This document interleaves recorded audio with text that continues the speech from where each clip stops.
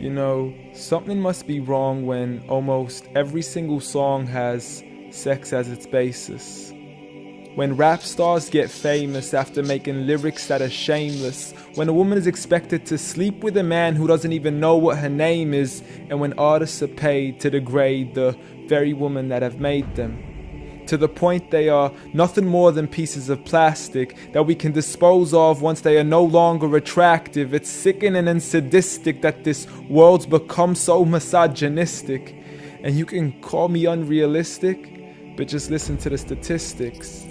7 in 10 men view porn, while over 75 million are addicted. 68 million requests a day for pornographic pictures, making 1 in 4 searches sexually related.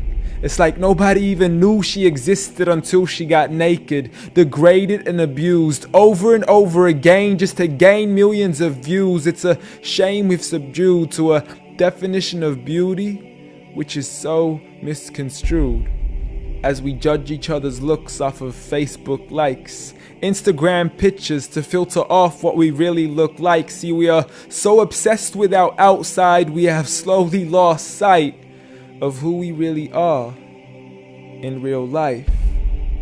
I mean, it's sad to see so many teens lose their self-esteem.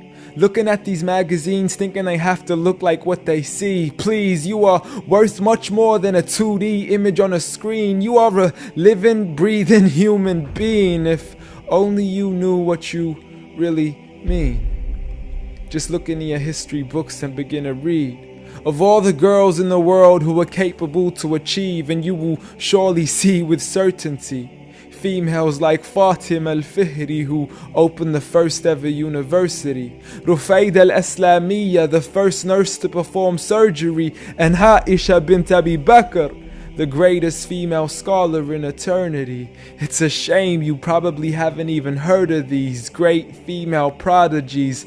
Honestly, we don't need to give up our modesty in order to be successful, for you are worth much more than a commodity that is sexual. You have so much more potential if only you knew your worth. You could be like the greatest of all women to have walked this earth, like Mary, the mother of Jesus, chosen by Allah to be an example for the believers, a woman who stood strong even when she was abused, falsely accused and ridiculed for things she'd never ever do, so it didn't really matter when there was nobody else beside her, for she knew that God was Ar-Razzaq and her ultimate provider, and she had a trust in Him alone. Just like Asiya, the wife of Fir'aun, a woman who was brave and courageous, stood up for what was right and didn't let anybody change this, a woman who was fearless and laughed in the face of death, for she gave up the riches of this life for a palace in the next.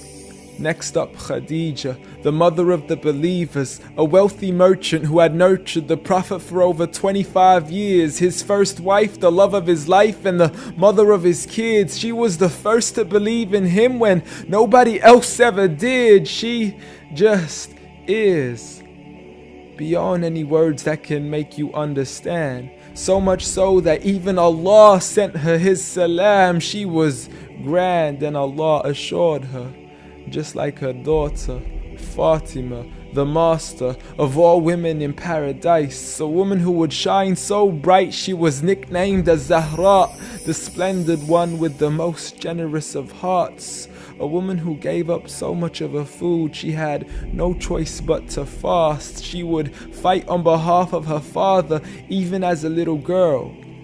And such are the examples of the greatest woman in the entire world.